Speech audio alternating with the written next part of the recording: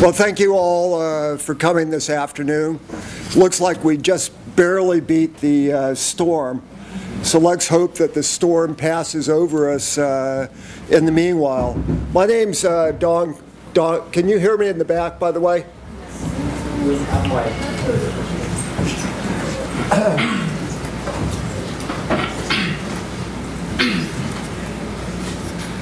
How many professors does it take to turn on a microphone? You can hear me in the back now? Okay. Well, you weren't missing much anyway. My name's Don Critchlow. I'm the director for the Center of Political Thought and Leadership, which is a new center here at Arizona State University. We pride ourselves in teaching undergraduates about the principles of foundations of democracy, as well as extending this discussion about the foundations of democracy and the principles of representative government to the community.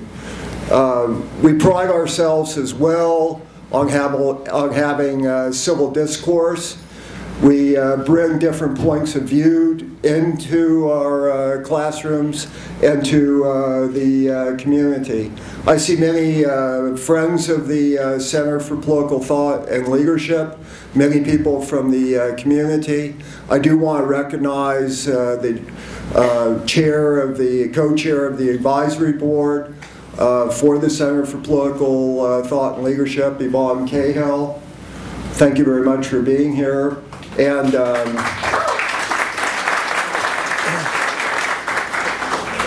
but everyone's here for the speaker this afternoon.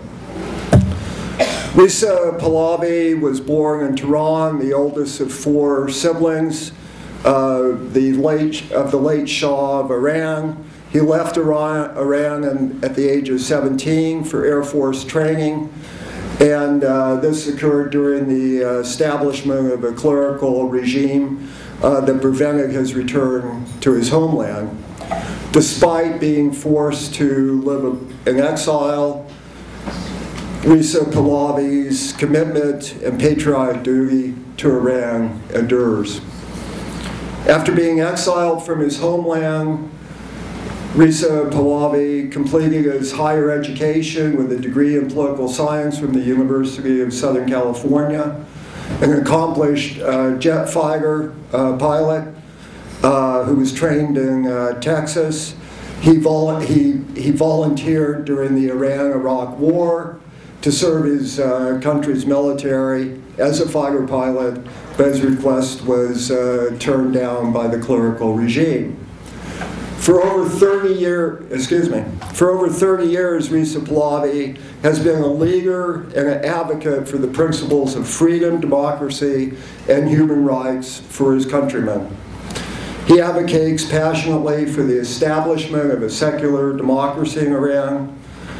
Since the fraudulent election of 2009, his single message has been one of solidarity and unity for secular and democratic Iran, and this has taken on new urgency in today's world. So welcome to Arizona State University, and thank you very much for coming. He'll speak for, His Majesty will speak for about 15-20 minutes. Then we'll have a question and answer, which I'll moderate. I will ask you to ask questions and not stand up and give long political statements. And we do want to make sure that this is civil. That's what universities should be, and that's what American democracies should be as well. I started to say it was all about, but we've noticed on many university campuses that civility is sometimes absent, but not here at Arizona State. Your Majesty.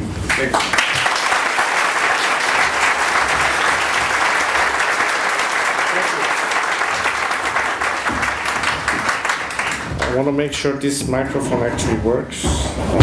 If it doesn't, we go to plan B. Can everyone hear me? Well, good afternoon all. I'm very pleased to be here, and I know there are a lot of fellow compatriots here, so درود به همگی شما, but I shall continue in English. First and foremost, allow me to thank you, sir, as well as this university for hosting this event and inviting me here. And second, I hope that none of you will blame me for the bad weather. I was not responsible in bringing it, because frankly, we are tired of having a dark cloud hanging over our heads, aren't we? And hopefully the future will be brighter than what we are facing right now. There are so many subjects one could talk about, and I know you have a lot of questions, so I thought that I would at least talk about some of the most imminent and obvious things that we should all keep in mind. When I think of a place, an academic place, where one of the most important aspects is the free flow of information and education, I think this is one of the key components for any free society, without which it's impossible to establish an order of transparency, accountability, and justice. And again, sadly, this is one of the things that Iran is today faced with, the absence of free debate or information or gathering or organizing yourselves, from a simple labor union all the way to having free elections. Throughout the course of the last 3 decades, and of course, probably by now, the fourth generation of fellow Iranians in their teens, if we count back the last 36 or so years, I've noticed a dramatic change in our society despite all the limitations and hardship that they had to endure. I know a lot of you know it because we follow each other so much more these days, where internet and Facebook and Twitter and everything else exists, as opposed to where I started 35 years ago, which you couldn't even have a fax machine. We had to use a telex machine to send messages. Our world has changed, and communication has made us more aware of what is happening, not just the most obvious that we care about, but the world at large. And that's important because without such communication, it will be very difficult to measure, to some extent, and understand better the direction of thought, or the direction where people start thinking, regardless of how much scrutiny or how much censorship or how much limitation may exist. It's a very different world than it was 40 years ago. Information is ultimately available and ultimately reachable. But what one should do with such information is really what we ought to think about, among other things that I think is part of our national priority. I was telling you that what I've noticed that is a dramatic difference is that our society is beginning to learn how to empower themselves in a civil way.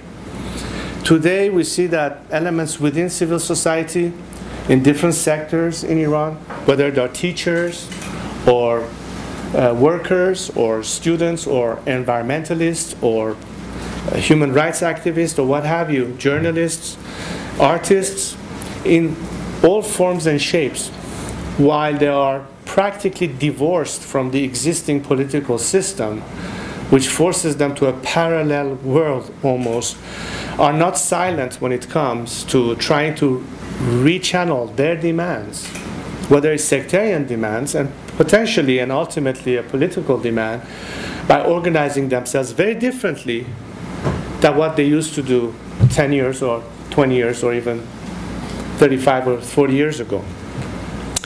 The initial reaction that's prompted, if you will, the expectation of reform that started probably at the time that President Khatami was elected and 21 million people voted for him.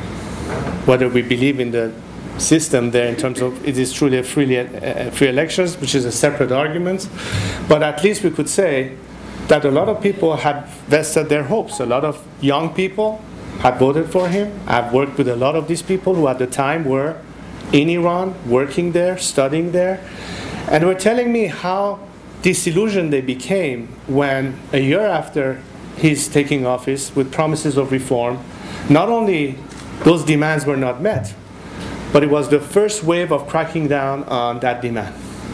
So the first major disappointment happened back in 1977, the generation of Hijdah Tir, and you know what I mean by that. Not to mention, of course, 2009 and the Green Movement, and yet again what happened.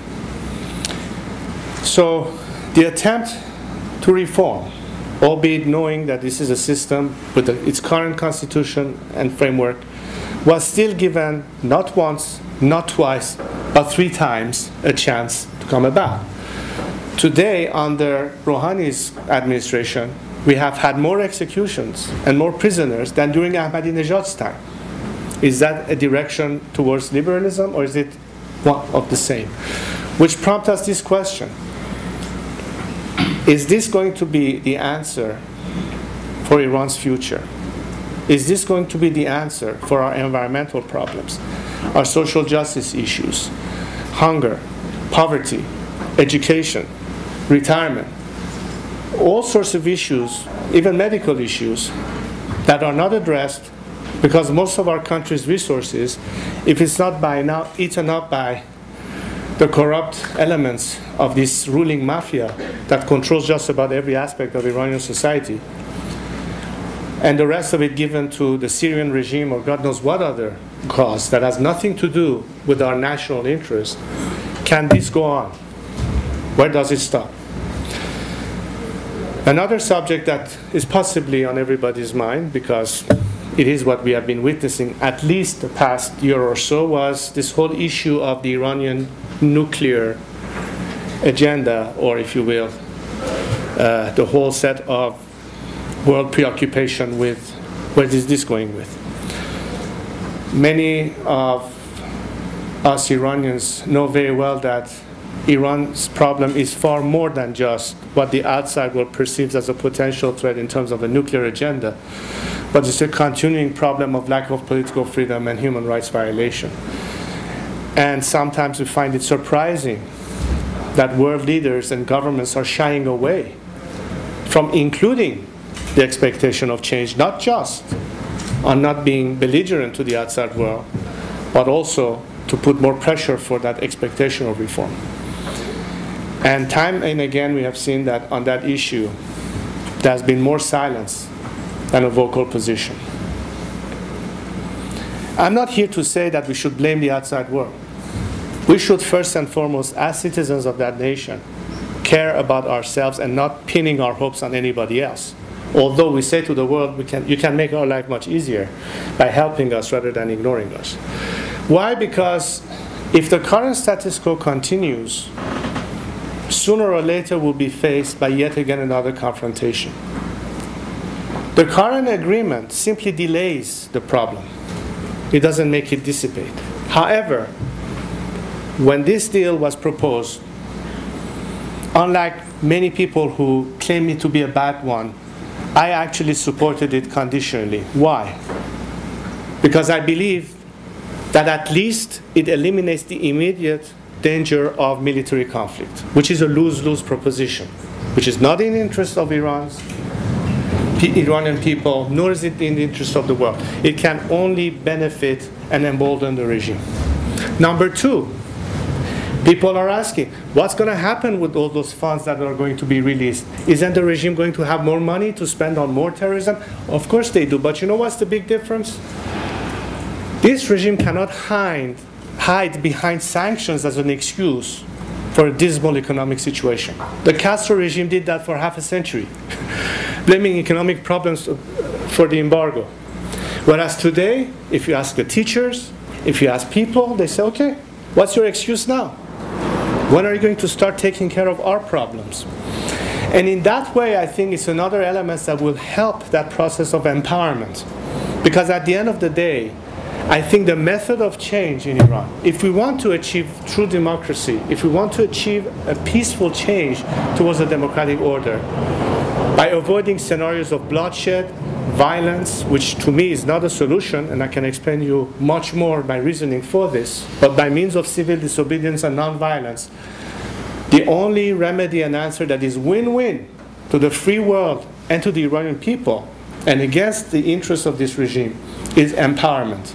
And empowerment doesn't mean that making Iranian people starve more. It means that giving them more means, so beyond their daily, immediate focus on how do I make ends meet, now I have a little bit more that I can afford to be more bold in my additional demands. Contrary to popular thinking, people don't revolt in utter misery. People usually ask more when they already have something.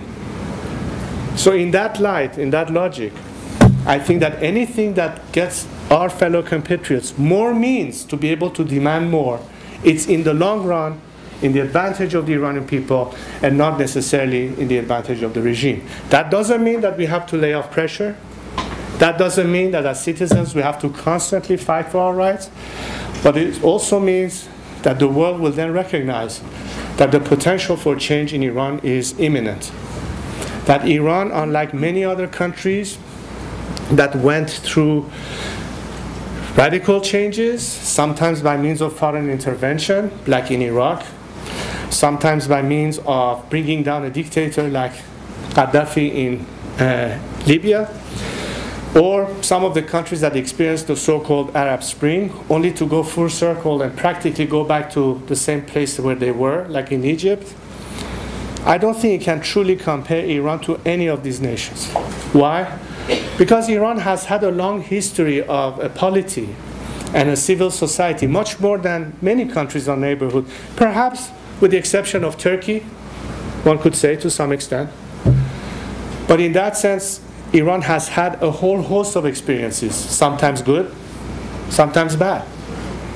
But for the past century, we have had a rich history of political upheavals, political changes, political reforms, political crises. If you add all of that up together, I can say, as the saying goes, we were not born yesterday. However, what's our vision? And that's really what I want everyone to start focusing on. We are a society, sometimes I joke when I get frustrated, that we always sell, چی میگن؟ زنده کش و مرده پرست هستیم. Which in English means we kill the living and we worship the dead. We cannot always look back. Yes, it's good to follow history and learn from it, of course. But without a vision, without a sense of what do we want to do, what have we learned, how can we build that into our collective learning curve and process, so that whatever we engineer for the future keeps in mind the problematic areas. What do we learn from that experience? How do we build in safeguards within the Constitution, within the structure of governance, all the watchdogs well beyond the structure of government that keeps society equipped with means to have recourse, whether it's in the justice system, free media, association, and what have you. All of these are the instruments that could make democratization possible. It's not just one aspect, but so many aspects. But most important of it all is a sense of civic responsibility. And I would like to close on this simple principle that is absolutely fundamental. You know what's my greatest fear about my country's future? Our country's future? It's probably whether or not our country can remain intact if this status quo continues. There's been so much discrimination of various forms because people's ethnicities or religions that they could not possibly continue and accept to live in this same country we called Iran. We need to wake up and realize that unless we incentivize every single Iranian citizen, irrespective of their political ideology, religious belief, or ethnicity, to be absolutely equal citizens, men or women, young or old, Muslim or Jewish or Zoroastrian or atheist or straight or not straight, doesn't matter. Under the law, we have to bring in, not just on paper, not just because the Constitution says so, but in our heads and in our heart, that sense of commitment. So everyone's right is protected. Doesn't matter how much oil we have to sell in the future or how much gas reserves we have, we will still not achieve this dream of absolute freedom. But I believe that Iran is one of the few countries in that region that has the absolute potential to become that. Before the revolution, and if you look at the statistics and the way the country was going, most experts would tell you that we should have been by now, at the very least, a Taiwan or a South Korea, perhaps even a Japan. Instead, we have become North Korea. But it's not just enough to have the proper economic program. I think one of the reasons Iran was faced with a political crisis in the late 70s is because there was a disparity between economic development and political liberalization. There were not enough instances or focus on humanities or teaching every aspect of how do we equip ourselves as a society that sooner or later, as a result of education and modernization, will have more demands. And if you don't allow them that kind of participation that is obvious, what do you think people are going to go? True, it was the Cold War. Yes, we had elements that were tied to some foreign countries that had some interest that was not necessarily homegrown. What's the difference between some Marxists that are affiliated with Moscow as opposed to socialists who simply want to have a voice of opinion inside? How do you differentiate between the two? How do you give them a platform? Why didn't we have the proper instruments of participation that people can channel their thoughts and become more contributing to the political system? Lesson learned from yesterday. So what do we do now? And let me give you a last example which is very interesting to me. And as you can imagine, all these years I've had so many discussions with Iranians from all points of view. And what I find very interesting, and I want you to really think about this because I think this is something that we need to focus on if we want to expedite the process of democratization in our country. For years and years, I see among Iranians the debate over the form of the regime that Iran could have in the future, as opposed to its content first. A lot of people believe in a system where ultimately it could be a parliamentary monarchy. A lot of people believe, no, it ought to be a Republican system, which is perfectly fine as far as I'm concerned. I have no problem with one or the other, as long as the content is correct. But you know what's intriguing? When I talk to a monarchist or a Republican who happen to have the same political viewpoint, if they had to have a political agenda as a political party platform, there are some who are perhaps liberal Democrats, as opposed to others that may be social Democrats. And oddly enough, they continue bickering over their difference of opinion as to which system they believe more, as opposed to work together on the same common platform that represents their socio-political agenda. Imagine that we succeed in getting rid of this regime. Imagine we go through the whole process where a constituent assembly will come and draft a new constitution. There will be debate over the content, the law, the form, and yes, at the end of the day, Iranian people will be able to vote in a national referendum and ultimately ratify the proposed constitution and define the final form that the regime will take, and then we will have ultimately the first election of our first democratic secular majlis as well as the first government that is chosen. And yes, this debate over which form it takes will finally be over. And my question then to you all is, what are you going to do the next day? Which political party is going to be present in the scene so we can conduct a debate, an election to form the next government? Have we thought about that? Or better yet, should we wait until then? Why not think of it now? Yes, this regime is cracking on our heads. Yes, it may not give us voice now, but it doesn't keep us from thinking of what we could have once we're ready to take that opportunity. We need to think of it now, not 10 years from now, or 5 years from now, or 20 years from now, whatever amount of time it may take. Now, why? Because the minute you can actually use your voice in a true, free atmosphere of free elections, you're given the opportunity but not the means. What's the point if you had the opportunity but still not have the means? So we need to equip ourselves as of now. And my challenge has been throughout these years not only to talk about the direction which the country could be taken and the methodology or the mechanism of change, but to also make all of us think, once we have it, what are we going to do with it? Let's not fall back in the situation, or find the people who can talk about it. And yes, it's something that today can be easily communicated. I'm not saying that today you can go and assemble in Iran. Of course you can. You can even have a simple labor union, let alone a political party. But that doesn't mean we cannot think about it. That doesn't mean that we cannot draft the platforms for it. So if tomorrow, where there's a real debate over a variety of political parties that will name their candidates and have a true electoral process, whether we want to vote for people to be in the legislative side of things or eventually the formation of government, we go to work right now. And you know what? These are the kind of things that will give every Iranian, inside or outside, a sense that, you know what, the minute we get the chance, we are ready and prepared to take over. This is not just about freedom of election, which of course is key. It's well beyond that. Let's start thinking about that.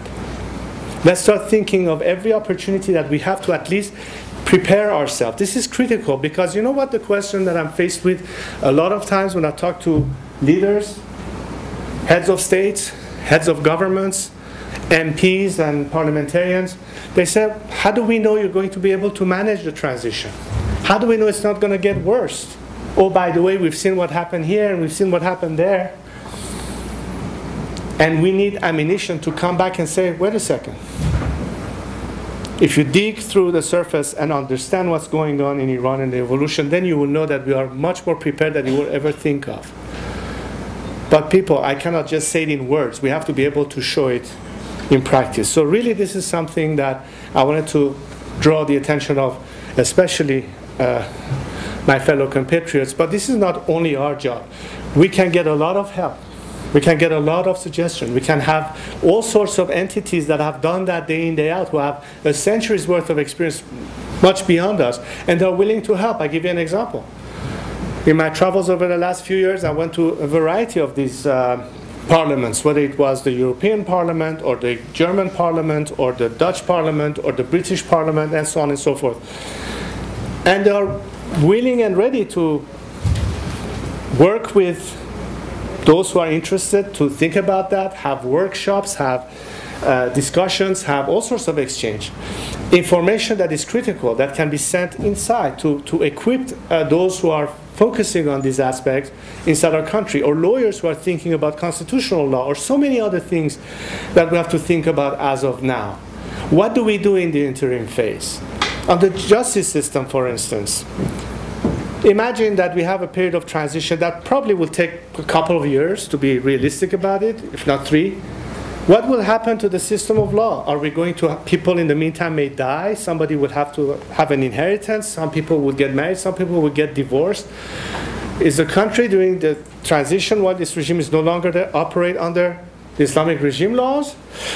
Do we revert back to the laws that preceded that? What's the basis of law? Somebody ought to be thinking about that, right? There's a distribution of tasks. So I've invited people in all their expertise to start thinking about all of these aspects. So we have a roadmap for the short term, for the mid-term, and for the long term. Every one of these phases require a whole set of focus, preparation, planning. Lawyers will have to think about it. Jurists will have to think about it, specialists in constitution and so on, environmental issues, medical issues. And this is, I think, the way I'm trying to invite our fellow citizens to think beyond and start thinking about the components that we will be faced with one way or the other. As opposed to lament about our current restrictions and look at only the dark side of things. That's our best way to overcome this hardship. We have to inoculate ourselves, we have to be prepared. Because I know this window will occur. And shame on us if we don't maximize our capabilities to take advantage of that situation. The world is not going to wait. Our society cannot tolerate more of this. We really have to be the voices of not just change, but be able to explain how we're going to achieve it and what and how society will benefit from it. I think I should stop at this point, and if there's any questions or any ideas, I'd be more happy to take it.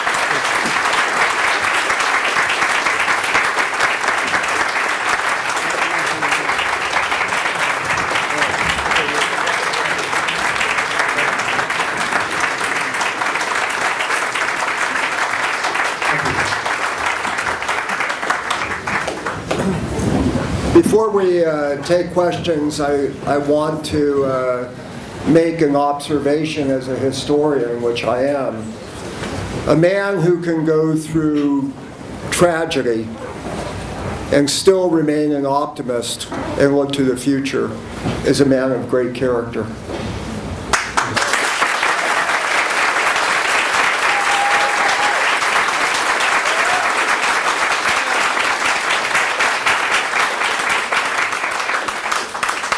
And speaking of characters, I do want to thank Shay Katara, a student here at ASU, who's a presence on this campus. He organized this, and we want to thank you very much. It's been a pleasure having you as a student and as a friend. Shay.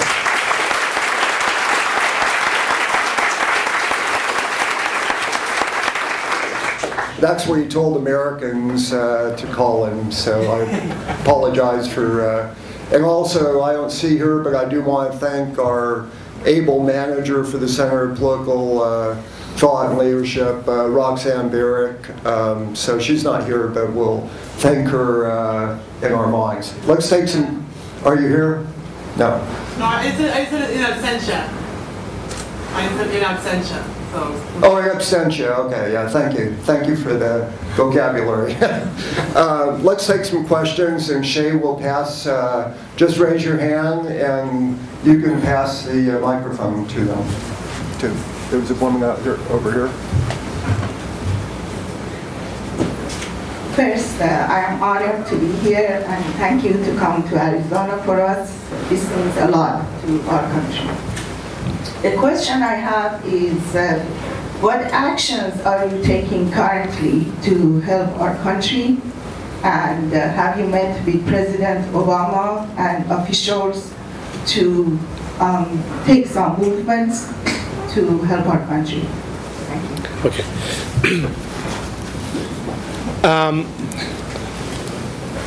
Sorry, I think something happened to... No, can I use the other mic? Because this just... The microphone's not working. Probably, Sorry.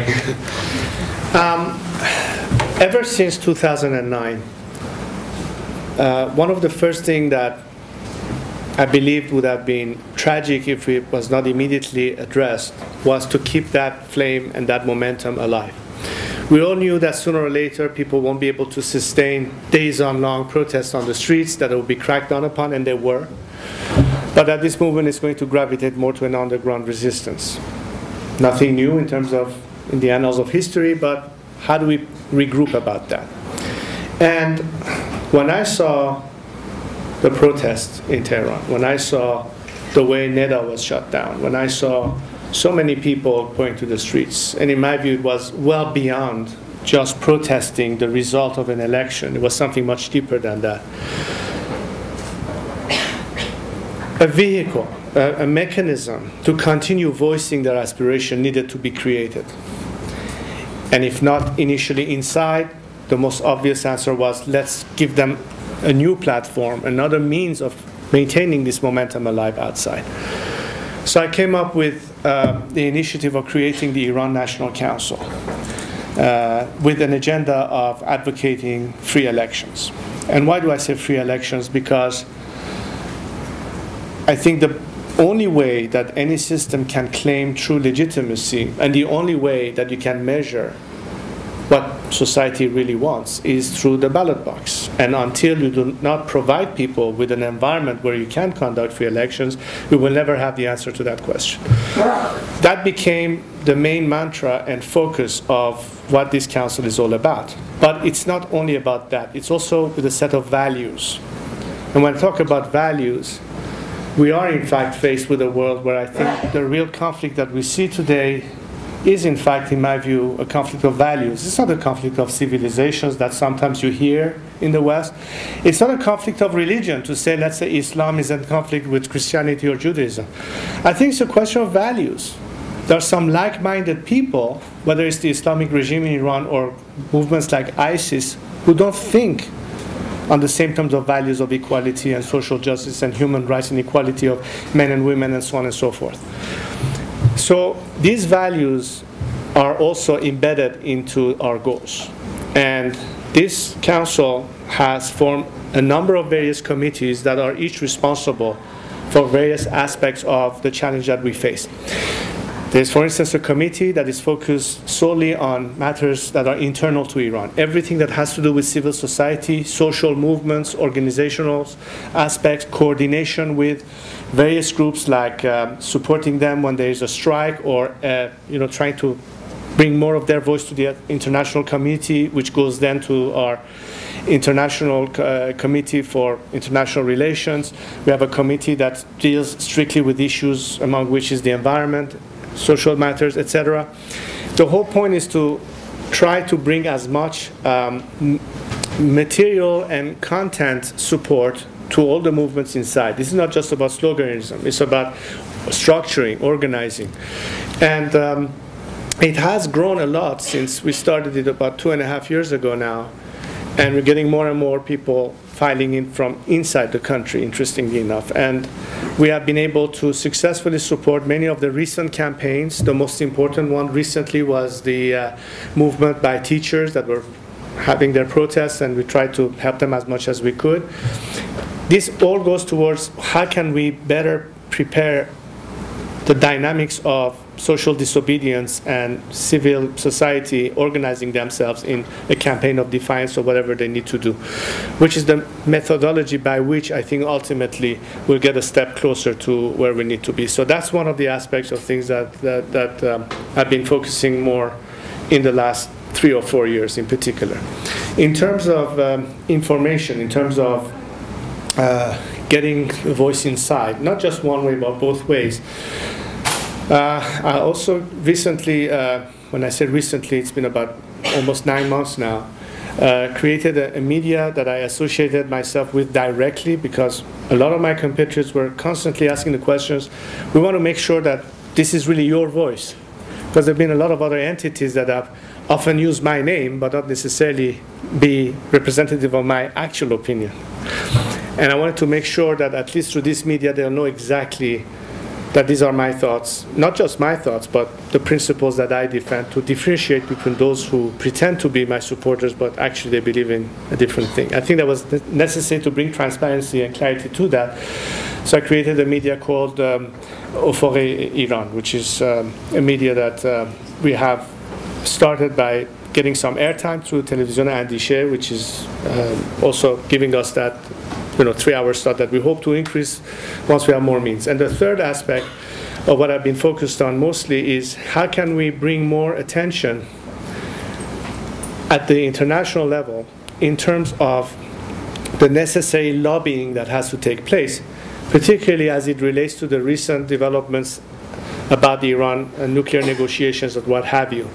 That beyond that, to demand that while this is a start, but it's not the end of the road. There has to be much more done. What's going to happen about freedom of political prisoner? What's going to happen to people that are incarcerated who are not even Iranian nationals? The case of this journalist that, I don't know, so those of you who might have followed, this journalist from the Washington Post who's been there now for over a year and is facing a 20-year jail sentence on the accusation of spying and things of that nature. So what is the world going to do about this? Before the world sends their delegation of business leaders to go and make a deal with the Iranian regime, do they realize what kind of climate reigns there? Is the country up to par on standards of business practice? Are we going to have to grease the palm of such and such leader of the IRGC who is controlling that aspect, or you have to pay bribe to this guy and so on? And then what's going to happen with all that money that the regime will have?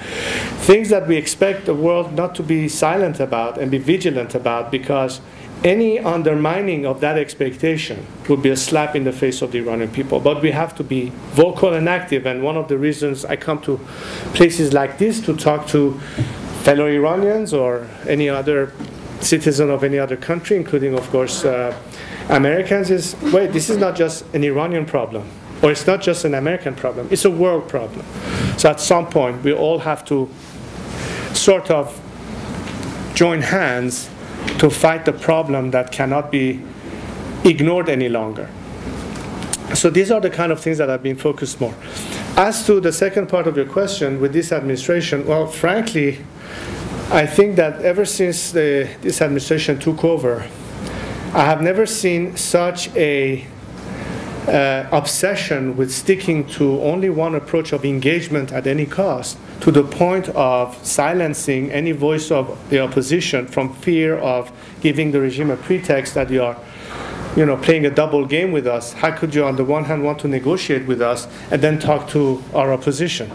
So frankly, I don't think the time was opportune to talk to the executive, at least in this country. But some members of Congress were more attentive, and to the extent that, as I told you earlier, I focused more on parliaments of these countries than necessarily their executive. It's because I think ultimately the best thing that will change the policy of any government, in the West in particular, is the pressure they face from their legislation and public opinion. I wouldn't waste my time lobbying the people at the top who are supposed to make the decisions. They have to feel the pressure, and that's why I need to talk to other people before I go to the top and say, now what do you say? People do want to see a change. So that has been, in short, what I've been doing recently. Maybe we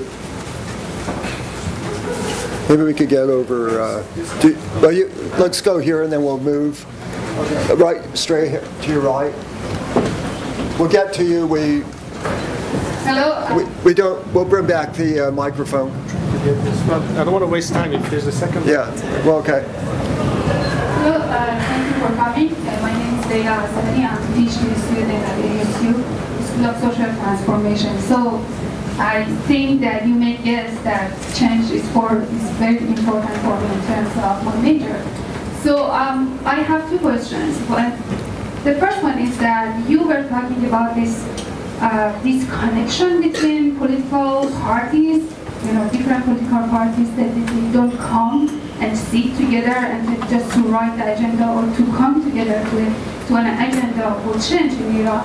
So my question is that how do you think that your party or the group that you are supporting, they have this capacity to have involved, for instance, reformist groups or other religious groups that you are right outside of Iran are active? Do you think that you can sit with them and talk to them about any kind of strategy for change? And my second question is that we have it's limited time. We have a bunch of other questions. Okay. We'll take that as your best question. Okay. Thank you.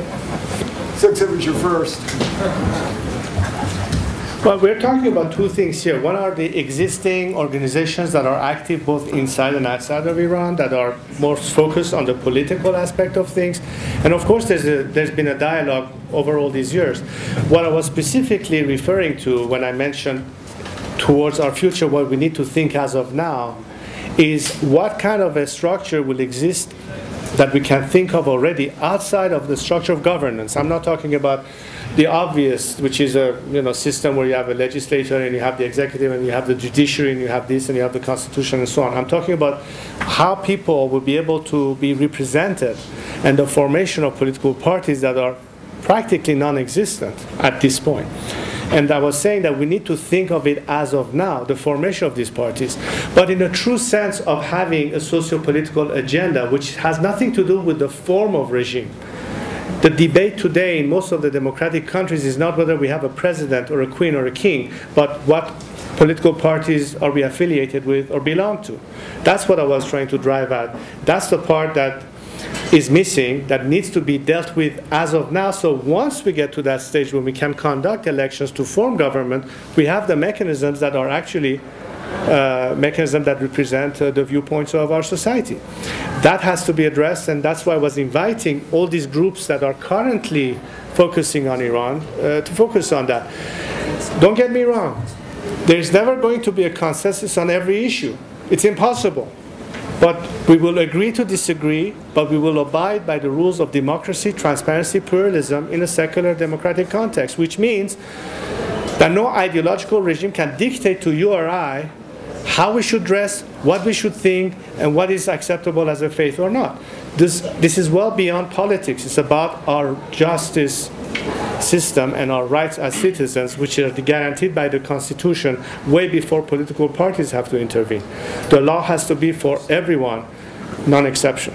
And that also is something we need to focus on. What's going to be the future constitution? How do we guarantee that the rights of citizens are guaranteed? And the best thing that I could come up with as my suggestion to my fellow compatriots is to base Iran's future constitution at least on the Universal Declaration of Human Rights that has many aspects in it which pretty much covers the majority of any expectations or guarantees that people need to have, not just in a political sense, but also in a social and human sense.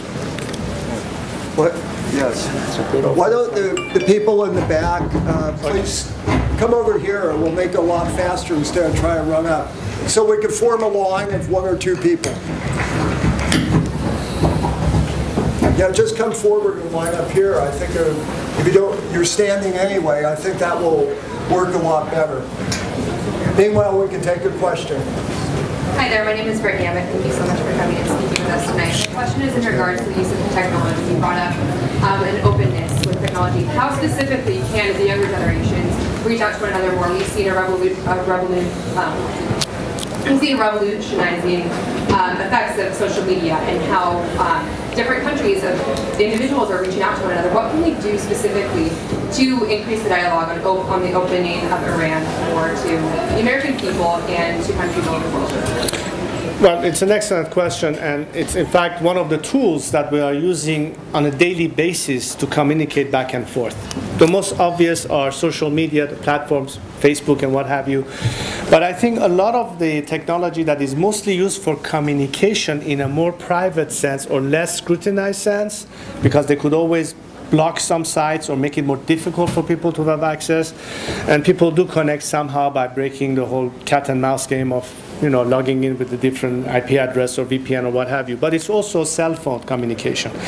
One of the things that reluctantly this current administration has done was to make more availability of cellular communication. So every aspect of apps that people can download on their smartphones is very helpful in permitting more communication and exchange of information, be it through Bluetooth technology, be it through sending some small files that are easily retrievable, and you don't have to spend hours on the internet downloading a large file or what have you. All of these aspects and smart use of technology to the advantage of society are the kind of things that are helpful.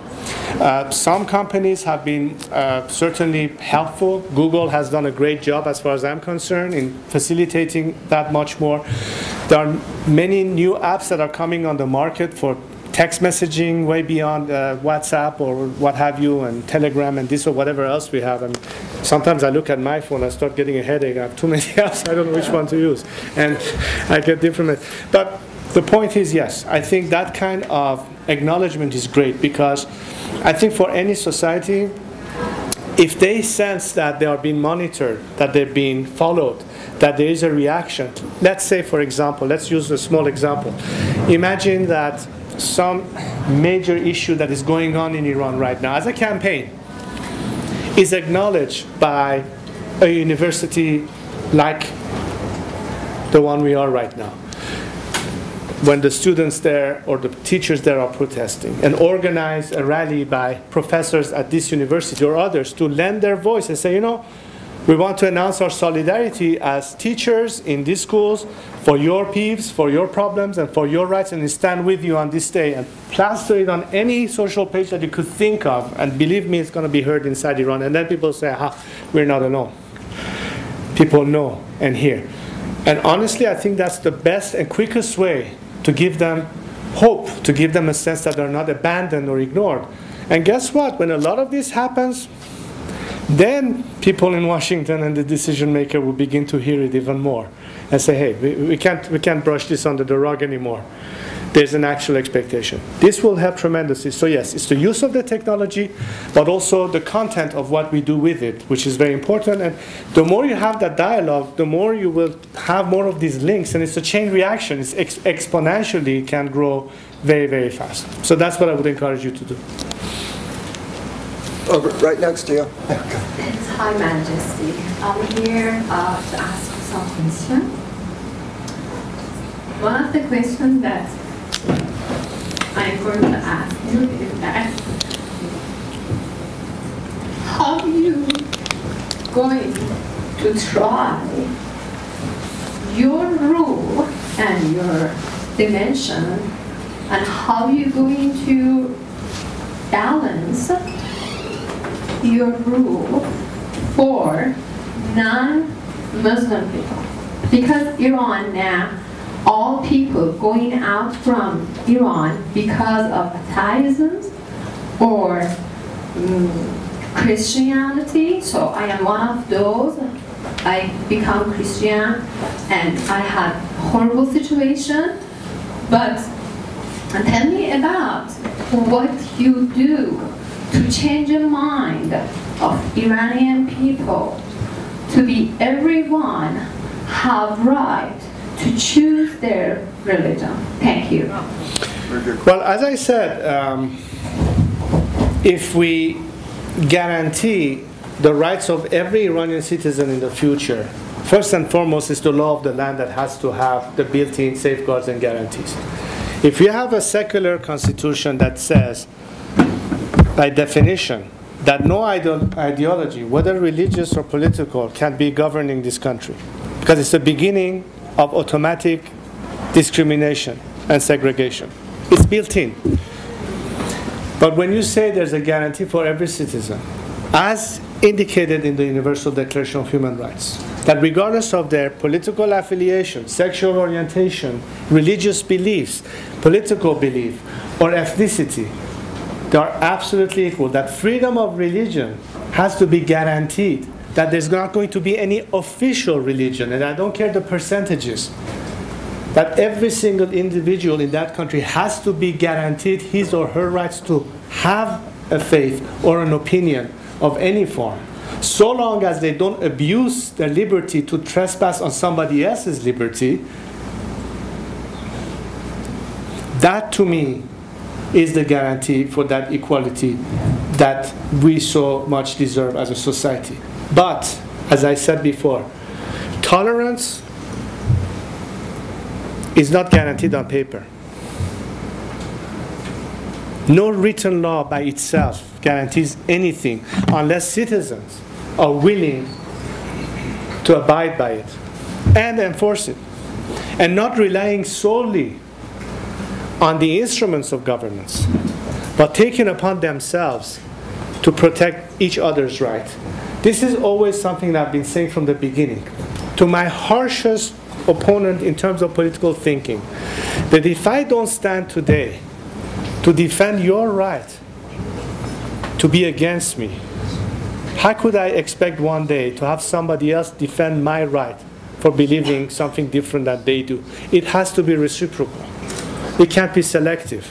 It has to apply to all at all times. And you know what? This is much more a new political, social culture than it is only having it in the laws. I believe in a legal system. Of course I do. But I do not believe that the law by itself will protect us unless we have a new culture, a new behavior, a new commitment, and are willing to stand to the challenge and say, no more discrimination, no more traditional way of thinking, no more slipping it under the rug because it's not the politically correct thing to say because that cleric will say so-and-so or that person will say so-and-so. The day that we can have absolute freedom, the day in our society, regardless of our opinion, we respect a woman's right to dress as she wants. We're not going to frown if she decides to wear the veil, and we're not going to accuse her of being a prostitute simply because she's dressing like a European would. That's where we would have had a true cultural change. And that's not the law that's going to protect us. It's every one of us on the street behaving that way.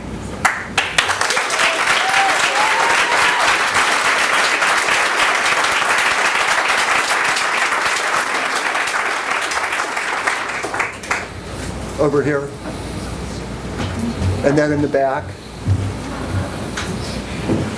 We have about 10 more minutes. There's another, His Majesty has another engagement, so we'll keep the questions short. Maybe two. Go ahead, please. Your Majesty, once again, it's an honor to have you here. Thank you. My name is Alex Medina. I study policy and sustainable systems here at Arizona State. You mentioned twice the environment as something we need to focus on. With a democratic Iran, what is your vision for Iran participating in trying to improve the environment and such? You know, I've long been a proponent of thinking in terms of renewable energies. I think Iran is a country that lends itself perfectly to solar energy or other forms. I think we need to grow it for two different reasons. We cannot be an oil-based economy anymore. It has to be a totally different system. Yes, we have some reserves that may help us build back the depleted national reserves that we could have, which I would much rather allocate to pensions and retirement and other things, as opposed to, you know, give people coupons and sort of artificially maintain that. No, we have to create a true economic system when, by means of investment, by means of private sector, we can really bring these potentials into, and then focus on how we're going to transition from today's energies to better, more environmentally friendly energies. And that will have a tremendous impact on how the situation can evolve. In fact, speaking of the nuclear issue, I must open a small parenthesis and tell you that the reason why Iran started looking at nuclear energy started probably in the mid-60s. My father always said that oil is too noble a commodity to be only burnt as a fossil fuel. There are many derivatives, petrochemicals, what have you.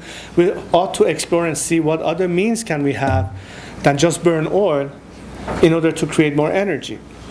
Back then, gas turbines were not very efficient and quite expensive to run. We looked at that. It was not cost effective.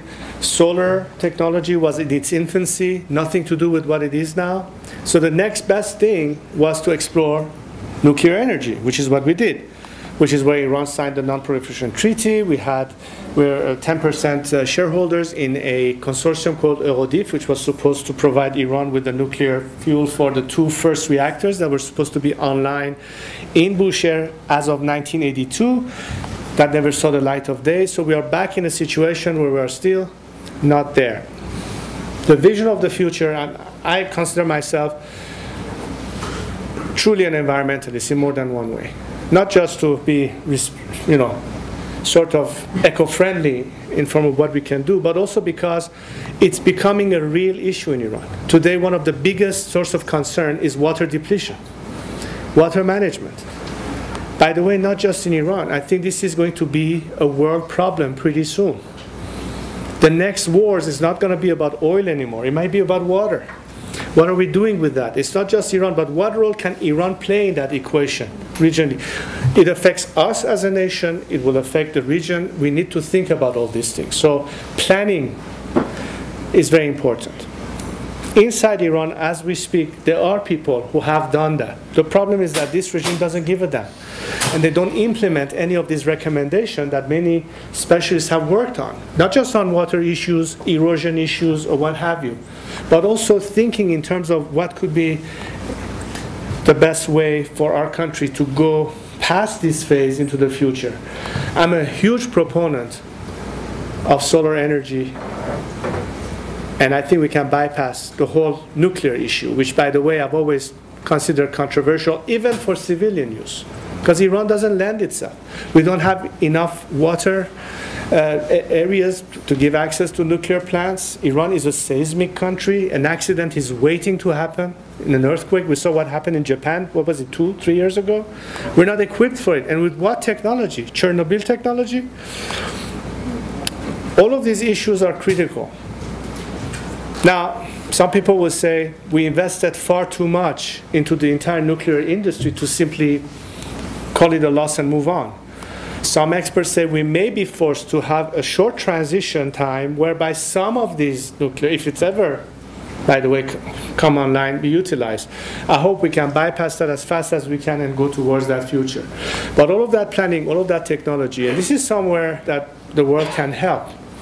Because if we really think of it on the climatic changes on a global scale, we cannot on the one hand tell people, be ecologically responsible, but then have all of your industries or your oil companies do the hard lobby against that change because they have something to lose in exchange. So there has to be will on both ends. We have to facilitate that transition. Perhaps many of these old companies are starting to think and modify their future. I mean, some of them are now proposing something that is not based only on what is their first product, oil itself. That will be helpful.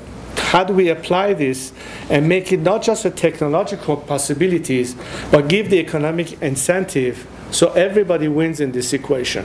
And that's the kind of dialogue that I think needs to exist more, and to follow the advice of many scientists and specialists who can tell us the calamities that are bound to happen if we don't act now. And I think a lot has to be done on this issue to anticipate this future, what is happening now in Iran, how can it change, how can it be addressed in a better way, and of course, get as much resources as possible, because sometimes when government are faced with immediate priorities, unfortunately the environment is not in the top 10 priorities. So I think well beyond the instrument of governance, there has to be a lot of private resources that are capable to bring in some help to get this thing at least a really good chance to take off. And hopefully the world will catch up to that and industries will adjust to that, so it will become an ultimate transition to that. So I'm thinking of it, and I'm very sensitive to this question personally. We have, I think this will have to be the last question. Your Majesty, thank you for coming to Arizona and also allowing us to have be able to excuse me. Happy birthday. Excuse me for 1 second. If anyone wants to leave to try and break, we're going to have to ask for security reasons to let His Majesty and his security team go before everyone else leaves. So, sorry to interrupt you, sir. I apologize, but I saw people starting to... No problem. Okay. I'm going to repeat. Thank you for allowing us to be here and wish you an early happy birthday. I know it's the end of the month.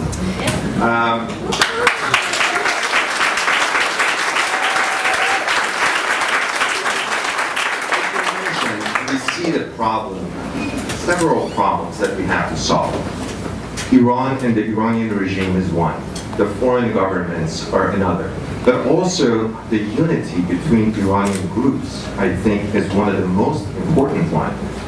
The regime that took over our country, they gambled on that. They lied about it, and they got in because of their united front. How are you dealing with uniting different groups, and are you successful in that?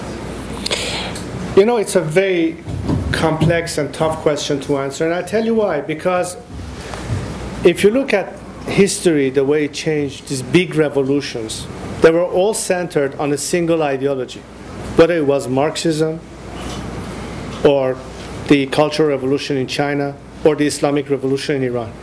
Having one single ideology and getting people behind it is not that difficult. But asking people to establish a pluralistic future with a divergence of opinion is a very difficult task, so long as we don't know how to prioritize. So it's not a question of being fearful of differences of opinion. After all, we have to have room for everyone, regardless of what opinion they hold, to be guaranteed to have that voice. Isn't it right? Our problem is not divergence. Our problem is prioritization. I would love to have a society where we have constant debate every single day, not only in parliament, but in classrooms, even in our household. That's the nature of open and democratic societies. You don't have to believe or think the same way your parent or your brother or your sister does, do you? Or your children, in fact. But the point is, how do we prioritize? Are we there yet? Do we have a country?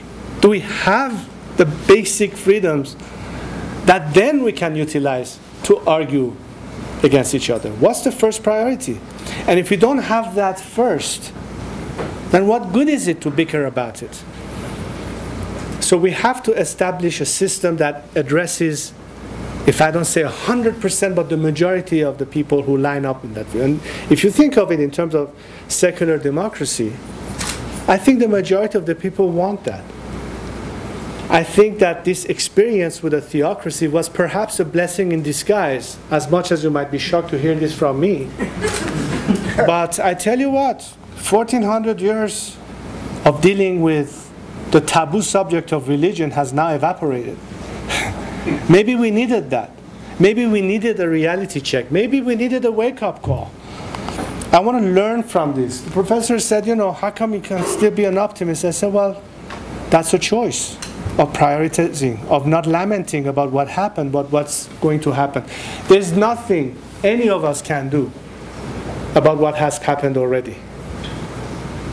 But we can do something about what may happen for us in the future. The question is, what do we do with it? Do we continue on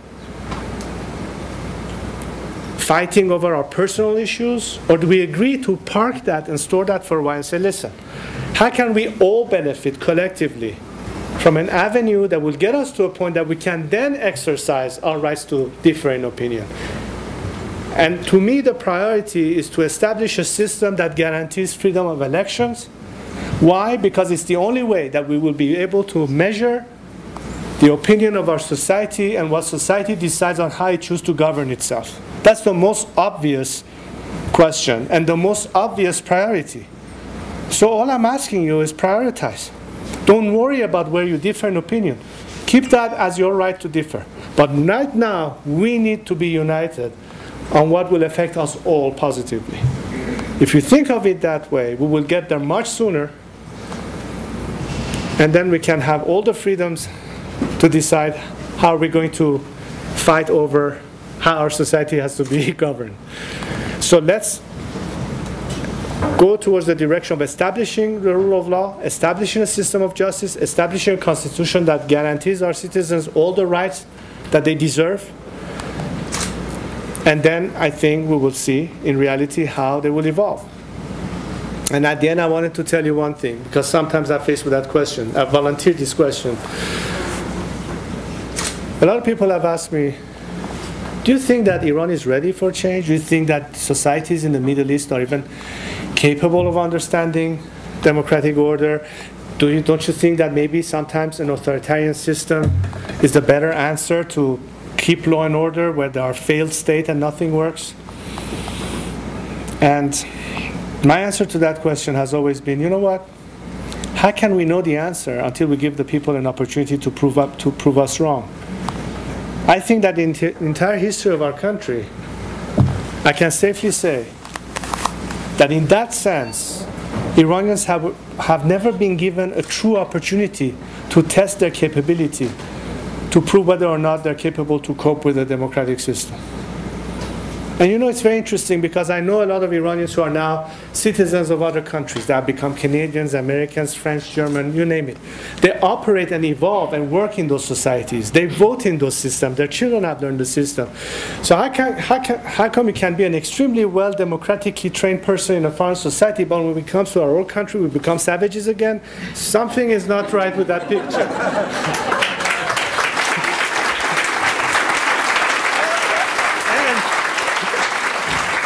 And therefore, what I say to those who say, don't you think that this will be practical or unrealistic? I say, listen, I know one thing. We've never been given a real chance. And I hope that they will prove me right. But I'm willing to take that chance. I think we all ought to give ourselves that chance. But in order to get that chance, we need to work together today and now. Without our solidarity on these fundamental principles that affects us all, we will never get out of it our personal expectations or agendas or whatever you want to call it in that system of rule of law. Let's have that first. That should be our top priority. So don't talk to me about divergences. I know they're out there. Ask them a simple question. What are your priorities right now? Think about the country first. Think about the interests of all first. And then and only then, think about your own opinion and your own interest. If we do that, we will be successful.